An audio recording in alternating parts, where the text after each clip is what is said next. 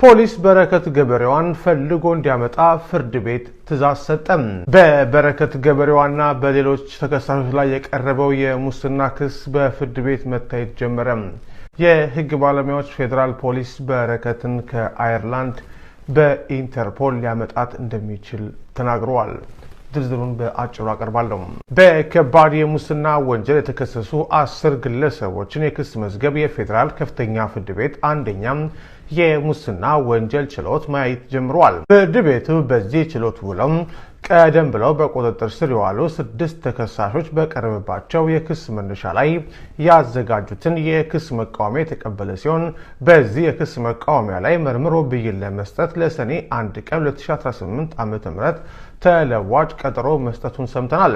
በተጨማሪም ፍርድ ቤቱ በዚህ መዝገብ ስር ከ6ኛ እስከ 10ኛ ተራ ቁጥር ላይ የጠቀሱትና በአሁኑ ወቅት በቁጥጥር ስር ያልዋሉ ተከሳሾችን የፌዴራል ፖሊስ በአስቸኳይ ፈልጎ ለሰኔ 1 ቀን 2018 ዓ.ም ለችሎቱ እንዲያቀርብ ጥብቅ ትዕዛዝ አስተላልፈዋል። በዚህ የፍርድ ቤት መዝገብ ከተካተቱትና ፖሊስ እንዲያቀርባቸው ትዕዛዝ ከተሰጠባቸው ተከሳሾች መካከል በቲክቶክ ማህበራዊ ገጽ ላይ በረከት ገበሬዋ በሚል ስም የምታወቀው በረከት ወርቁ አንዷ ናት። ተከሳሽ በረከት ወርቁ ከቀናት በፊት በማህበራዊ ሚዲያ ፕላትፎርም ላይ ባደረገችው ቀጥታ ስርጭት ቃለ ምልልስ በአሁኑ ወቅት በአየርላንድ መዲና ደብሊን እንደምትገኝ በይፋ መናገሯ ይታወሳል። ይህን የፍርድ ቤት ጥብቅ ትዕዛዝ ተከትሎ የፌዴራል ፖሊስ ከአየርላንድ መንግስትና ከዓለም አቀፉ የፖሊስ ድርጅት ወይም ኢንተርፖል ጋር በመተባበር ተጠርጣሪዋን በቁጥጥር ስር አውሎ ወደ ሀገር ሊያስመጣት እንደሚችል የህግ ባለሙያዎች እየገለጹ ይገኛሉ። የህግ ባለሙያዎቹ የዚህን አይነት ዓለም አቀፍ የሰዎችን አሳልፎ የመስጠት ሂደት ቀደም ሲል በኢትዮጵያ የተገበረበትን አሰራር ያስታውሳሉ።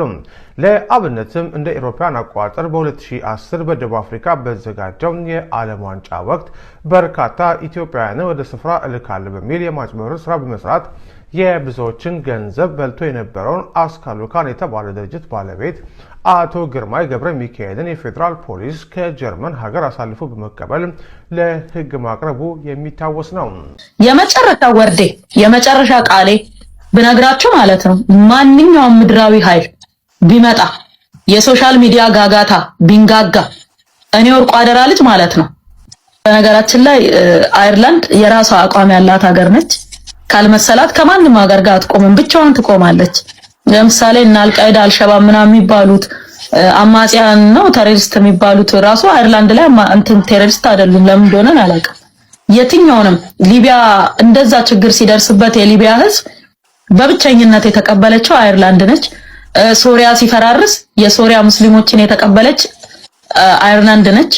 መስጊድ ሰርታ ነው የተቀበለቻቸውና ስቲል የሚገርምክ በስነ ስርዓት ሙስሊሞችን ተቀብላ በስነ ስርዓት መስጊድ ሰርታ መጠለያ ሰርታ የተቀበለች ሀገር አየርላንድ ነችና እነሱን እንኳን ቴሮሪስት እያለ አሜሪካ ምን ሲያሳድላቸው ብዙ እነሱን እንኳን ያንንም ማታረግ ሀገር ናት።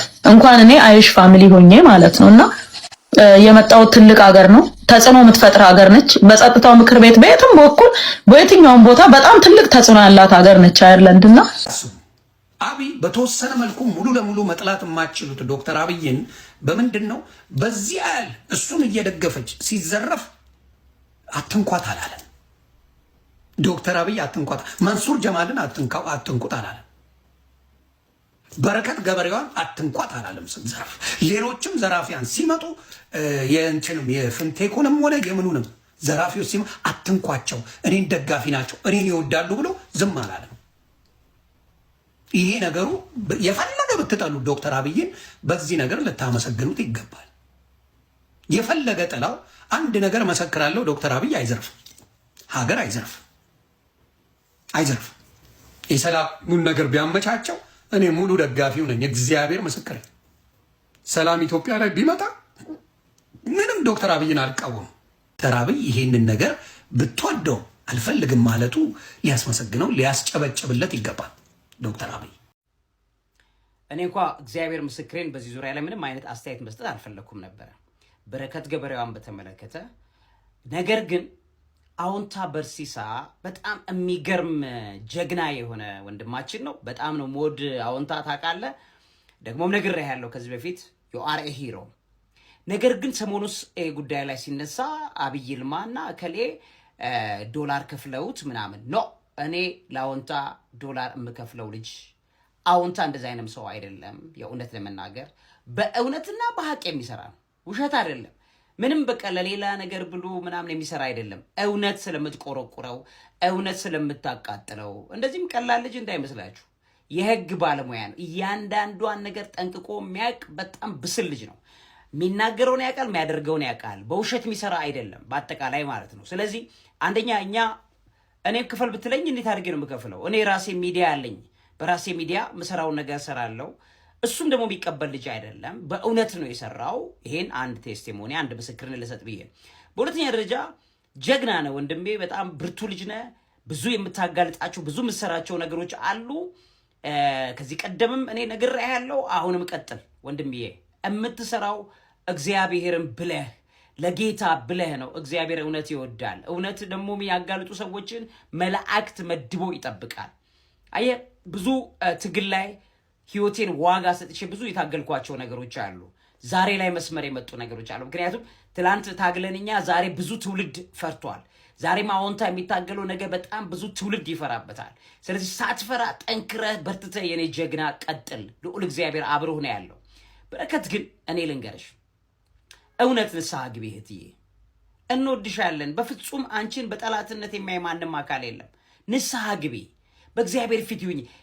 ይኸው ሉሲፈር አባቴ ብለሽ ግጥም ከገጠምሽ በኋላ እግዚአብሔር በረከትሽን ሁሉ ወስዶብሻል። ንስሐ ግቢና እግዚአብሔርን ይቅርታ ጠይቂው። ሰዎችን በየጊዜው ገና ደግሞ ሌላ የሚነሳ ጉዳይ ስለሚመጣ ማለት ነው። ህይወትሽ በዚህ ነገር ላይ ቢዚ የሆነ ስለሚመጣ ቀጥሎም የሚመጣ በጣም ከባድ ነገር ስላለ እወቂ።